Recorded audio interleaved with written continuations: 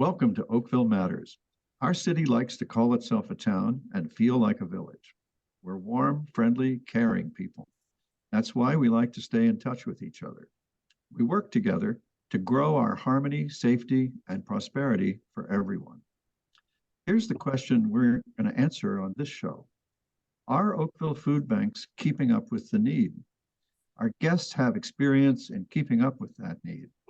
Danya Thurman was the executive director of Food for Kids. Stephen Rowe is the new president of Fair Share Food Bank.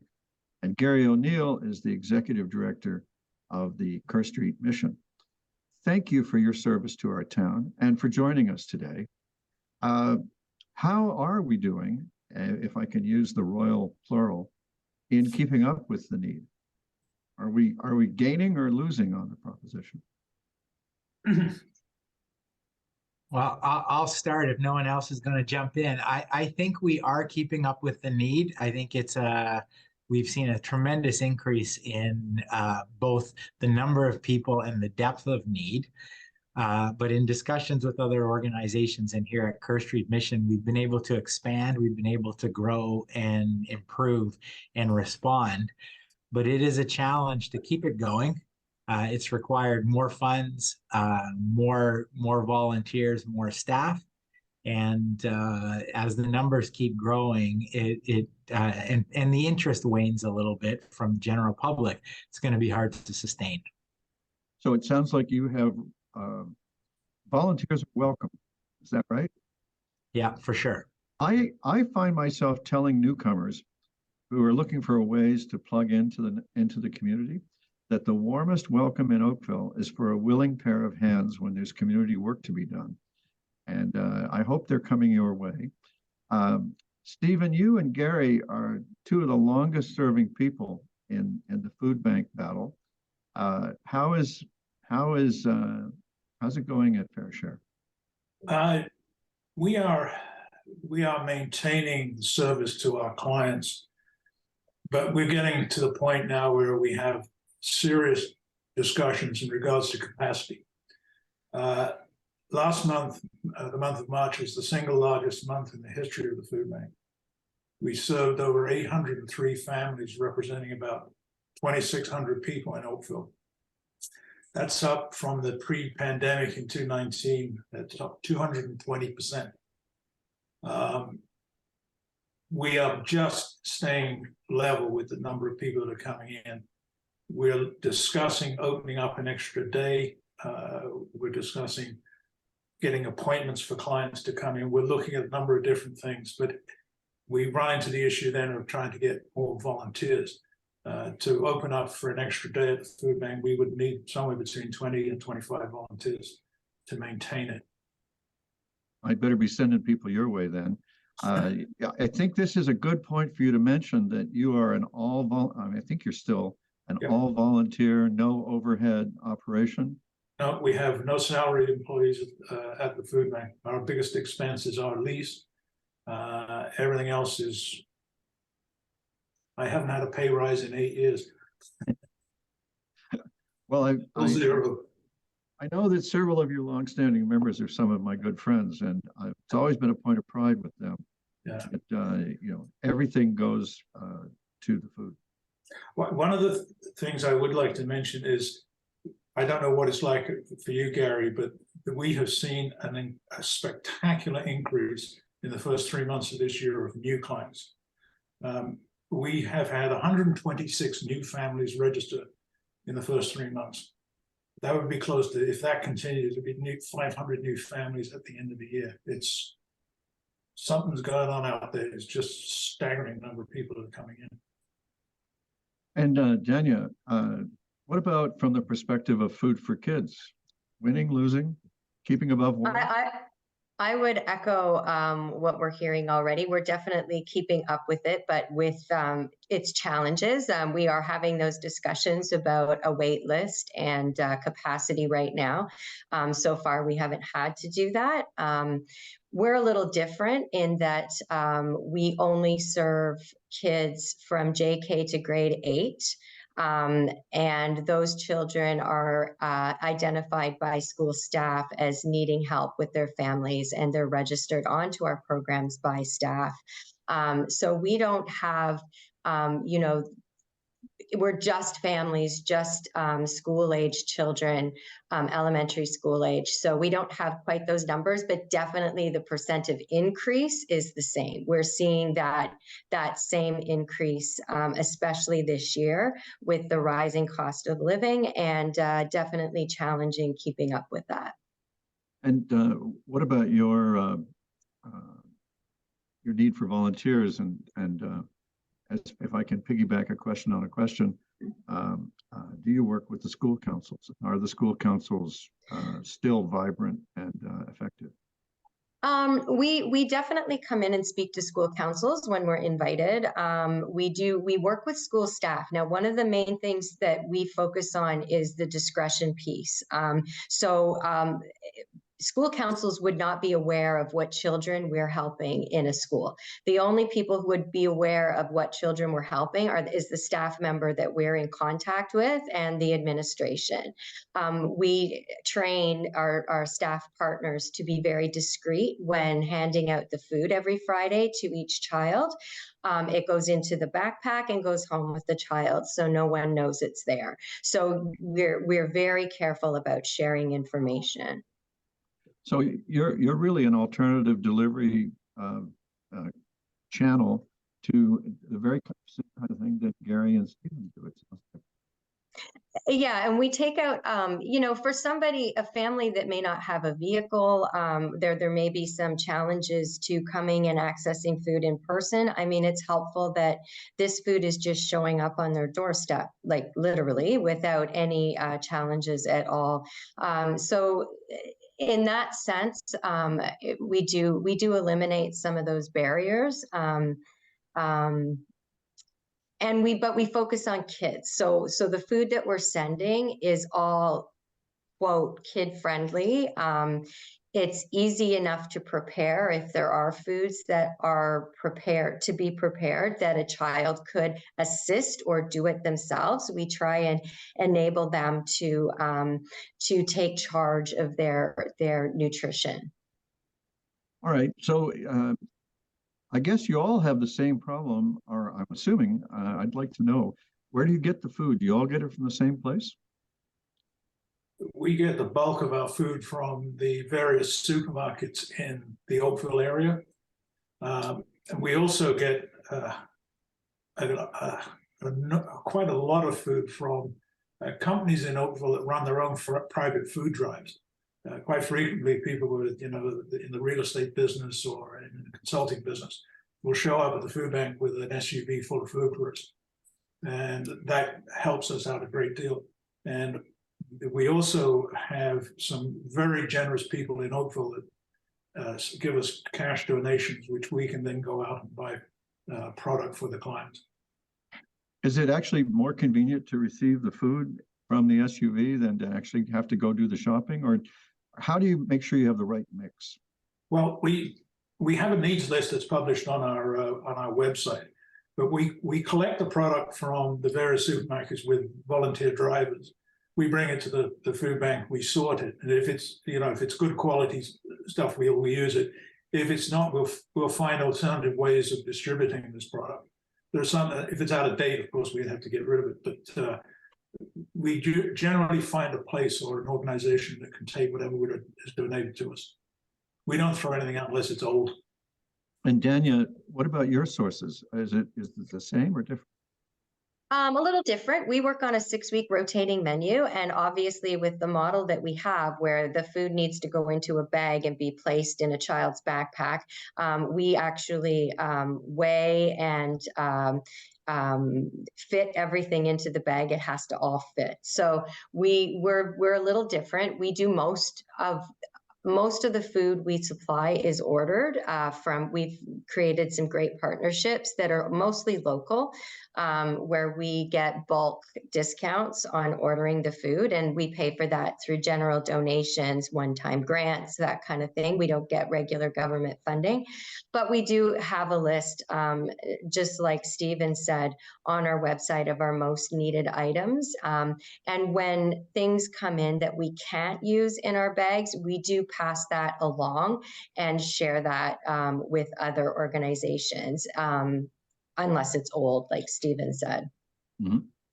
So a couple of friends of mine, Bill Ardell and John McKay, labored for years trying to, they had this idea that I think Gary, you and Stephen were involved in, and I think Robin from Burlington, this warehouse concept. Can you, and you know, we went to a ribbon cutting of the thing before it was finished.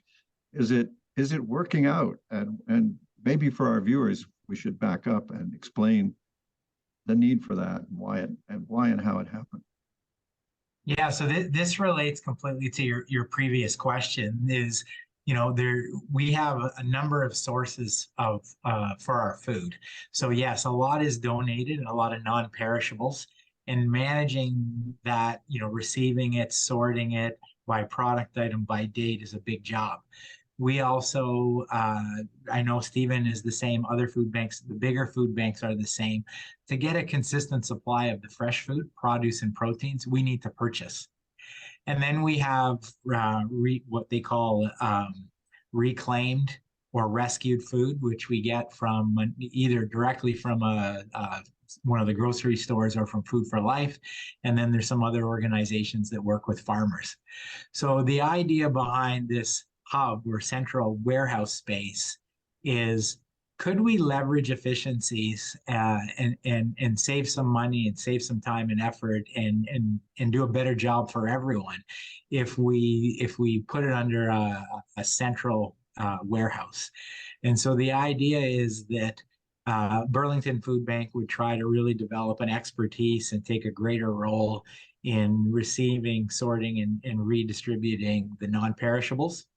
Kerr Street Mission would take a greater role in purchasing the produce and the proteins, and any organization that's involved in food that said we would like to be a part of it could actually tap into the system and the processes that we're trying to develop.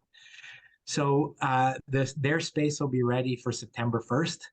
And then there's going to need to be a little bit of work done to get it set up. Right now, we're scrambling. Both Burlington and Kerr Street Mission have been given a really, really great deal on some additional space, and that's how we're managing.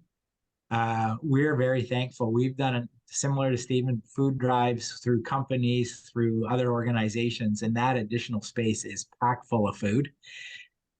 We're using it at the fastest rate we've ever used it. So we keep working on food drives and donations to keep it full. But it's really inefficient and it's hard to manage. The space is inadequate and there's a timeline on the space. The landlord has told us we have until the end of August. And so thankfully Burlington has their space for September 1st. And it's wonderful the way it's shared across the communities. And I don't want our viewers to think that there's only 3 food banks in Burlington and Oakville. There's an amazing number of food banks, really, when you get right down to it. If you add up the pantries and the churches and other places, it's probably close to 100 in the Halton area. Yeah. And just to reiterate what Gary's been saying, if you look at places like Waterloo, Mississauga, Toronto, North York, they're all operating out of some sort of distribution center. And I think it's inevitable that Halton will actually go that way. The Fair Share Food Bank Board has tentatively given their support to this, which is a change from our position before. We want to see much more details, but we're very open now to this concept.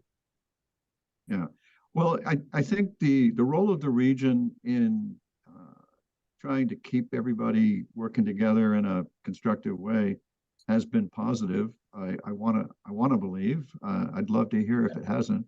Or actually, I'd love to hear either way. No, it's, Yeah, no, I can speak to that as because I've been very involved in it at the present moment, the co-chair for the what we're calling the Food Security Action Table. And honestly, like so many things, there's a positive side and a negative side. I think the positive outweighs the negative. The negative side is trying to get everyone together, make decisions together, and move forward is like herding cats. It's difficult, it's time consuming, and it has slowed us down. But it is really important to have and to as many people and agencies involved as possible. And so we've worked hard to continue inviting people, continuing to stick to the course. The region has been generous in providing definitely a lot of support administratively, but also some backbone funding to do some research. And part of that is assessing capacity, efficiencies, looking at what the right metrics are to measure progress. It's really, really hard to have a successful business if you don't know what you're aiming for and you can't measure any progress. And that's the reality of the food bank system or food security system. So there's been a lot of tremendous progress, and in some ways it's slowed us down a bit, but that's okay. There's lots of time. Well, I want to know how to always make these things better. Two of the initiatives that I'm the proudest of are first creating we have this Halton Community Investment Fund of $4 million a year now that used to be, when I started, it was 300,000. So that's grown quite a lot. And then we've created the Community Safety and Wellbeing Plan to direct that money. That money used to be pretty much handed out on a who knew who kind of basis. Now we have these action tables, and they're all organized under the Community Safety and Wellbeing Plan analysis of where our problems are. So at no time do we want to consider that it's finished and perfect. So don't hold back, because I'd like it to continue to get better. Stephen, don't bite your tongue. I think you were going to make a contribution to this. I actually had a meeting yesterday with Graham from Food for Life, who sits on this Food Action Security Committee. And he was asking us to participate in a survey to gather the information on how we operate, what our needs are. And I had some discussions with board members, and we are probably going to participate in that. Oh, good. Which I think will provide some very, very useful information as to what the DC would need and what Halton needs as far as food banks is concerned. Because we've got to get together. We've got to stop treading on each other's toes. I'm really glad to hear this, because when we all work together towards a common goal, we usually make better progress. Dania, are you part of these things that we've been sort of? Yeah. Good. I didn't want to Yes, feel like for sure. we were talking away from you or something here. No, we actually had our survey. The consultants came and visited us yesterday. So we had our meeting with them yesterday, which went very well. They were quite lovely. It was a lot easier than I expected it to be. But yeah, we're happy to participate in this as well. I mean, if there are ways that we can better serve the community, we should be doing that. Well, it sounds like the weak spot, or a spot that might need the most help, is volunteers. Am I right about that? We don't have volunteer problems. I know everybody else seems to be having them, but I don't know if it's because we deal with kids and people like to help kids maybe, but we've been very lucky that way. We're more, the challenges are the growth and just, I think the education piece on food security and how what food security insecurity looks like within Halton, when you have many, many people who see Halton as a very affluent, rich community, and they sometimes have barriers to understanding that we do have food insecurity here. It's expensive to live. Like if you're on a single income, whatever it might be, it could look different for different people. Oh, and we've had a gigantic escalation in the price of groceries over the last year or so. That's Correct. gotta hit everybody. I took, Yeah. I talked to a woman at the food bank the other day. She needed formula for her child, and she was telling me that a year and a half ago she was paying $40 for a container of formula. She's now paying $65, and I honestly don't know how some of these people can manage it. You know, an increase of 100% in the product is just unbelievable. Yeah, we have a program where you can get fresh produce and proteins, and you have a choice. And one of my staff came to me last week and said, what should we do?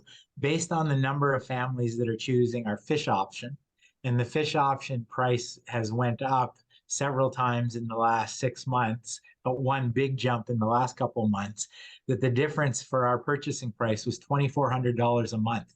That was just for the fish. So it might be helpful for people who are thinking about getting involved if they knew a little short version of your founding story for each group. Daniel, why don't you share how you came, how Food for Kids actually came to exist and how it works? Well, Food for Kids happened when our founder was visiting a school breakfast program many years ago here. Actually, it was in Burlington. And there was a young boy at 7 a.m. waiting outside the breakfast program. And when she got there, he asked to come in and said he hadn't eaten all weekend. And so she realized that there was a gap with those student nutrition programs that was not being filled over the weekends and in the summer. And so she created and founded Food for Kids. At the time was Hamilton and Halton together. And with the purpose of making sure that those kids who needed it had the food that they needed to sustain themselves, to thrive over the weekend and during the summer, not just during the school week. We are now, of course, the growth happened, and Food for Kids Halton and Hamilton are now separate organizations, but we do our own thing. We service all of Halton, including Oakville. And just as a FYI, Oakville, we serve more families and students in Oakville than any other region. That does not surprise me, because the Stats Canada reports on poverty coming out of the last census show two really interesting things. One, poverty has been, by their measures, has been cut almost in half, and I attribute that to the doubling of the Canada Child Benefit that the federal government did. But the other thing that jumps out at me is the poverty rate in Oakville is higher than it is in any other part of Halton, and in fact, the poverty rate in Oakville is might even be a couple of decimal points higher than the provincial average. So we have this reputation as being the wealthiest town in the country, but and that's deniable. We have a whole bunch of very wealthy people, but we also have the other end. We're a full spectrum community, and I fear that sometimes people forget that. So while progress has been made, this escalation in grocery costs is impoverishing people. Clearly, when I listen to the stories of increased demand that you're seeing, increased need. Stephen? The other thing that's helped families is the $10 a day daycare. That's been a big thing for families. Yeah. Yeah, I'm not sure it's fully rolled out here in Halton yet. There's been ongoing discussions about making sure it meets the needs of the providers, and meanwhile, the families that need it may be waiting, but I don't want to veer off there. Stephen, tell us your founding story. Oh, Fair Share was founded by a local priest in 1987 as a temporary measure to help people that needed some extra food. That's 40 years later, and we just keep on increasing. The amount of space we occupy now is 4 times the size of when we started in 1987. As you alluded to earlier, we are completely volunteers. We have about 70 different volunteers that rotate in and out on a regular basis. And it enables us to take any money that's donated to us and buy food for it. We don't have any other major expenses in there. I just wanted to touch on one thing here about volunteers. Getting volunteers is not very difficult, but the difficult part is saying to a volunteer, we need the commitment for a year or 2 years. You cannot sort of come in for the month of April and say, I'll help you, which is great, but what am I going to do in May, June, and so on down the line? The volunteers that we have all know that they have a specific duty to, and they're there every week. And if they're not going to come in 1 week, they find themselves that somebody to take their place. And that is the issue that we have, is to get the volunteers to say, I will commit to doing this for a long period of time. I mean, I started it as just for something to do, and that was 8 years ago. Oh my goodness. Well, you've got plenty to do now with your yes, ascension to president. What about in the 2 minutes left, or the minute or so that's left, Gary, KSM's founding story. Don't forget to mention that you might be the longest serving leader of KSM. Yeah, I just had my 10th anniversary recently. And so, yeah, the years are adding up. Well, Kerr Street Mission started in the basement of a low-cost housing or a subsidized apartment building that was developed across the street from where we are today.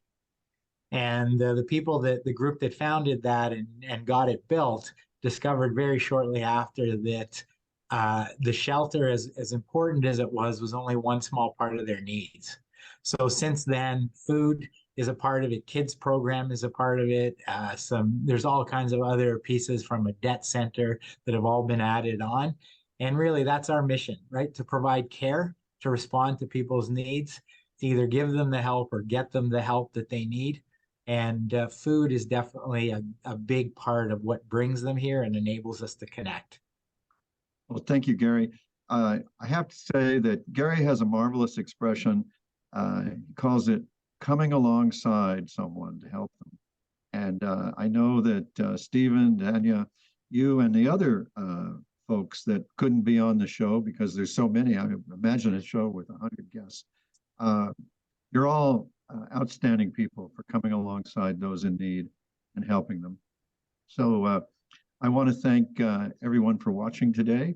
I want to hope that some of you are going to make that big commitment that Stephen himself made, and that our other friends have made across the town and the region. And together, we'll continue to make a caring community make a difference for people. Thanks for watching. See you next time.